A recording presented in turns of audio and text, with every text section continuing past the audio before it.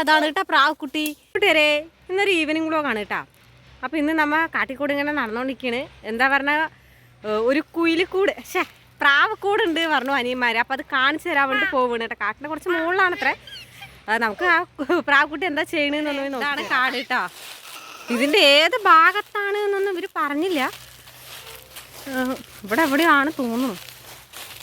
ഇതാണ് ഞങ്ങളുടെ വീട്ടിൻ്റെ പുറകിലെ കാട്. കുറച്ച് അപ്പുറത്തായിട്ടാണ് കേട്ടോ ഞങ്ങളുടെ വീട്. ഒരുപാട് ദൂരം നടന്നു. എൻ്റെ അമ്മോ വയ്യ. കാട്ടിൻ്റെ മുകളിലാണ് വേണ്ടിട്ട് ഇപ്പോൾ കാട്ടിൻ്റെ അറ്റം എത്തി. അവിടെയാണ് ആവപ്പ. നമുക്ക് നോക്കാം. അടുത്തെത്തി, മരത്തിൻ്റെ അടുത്ത് എത്തിയിട്ടുണ്ട്. പ്രാവുക്കുട്ടി എന്താ ചെയ്യണമെന്ന്. പ്രാവുക്കുട്ടി ഒരെണ്ണേ ഉള്ളൂ, 2 എണ്ണം ഉണ്ട് പറഞ്ഞാണ്. ഇപ്പോൾ ഒരെണ്ണേ ഉള്ളൂ. പാവം അതിൻ്റെ അച്ഛനും അമ്മേനെയൊന്നും കാണാണ്ട് അത് വിഷമിച്ചിരിക്കുകയാണ് തോന്നുന്നു. പാവം ട്ടാ. കണ്ട പാവം അതിവിടെ ഇരുന്നോട്ടെ.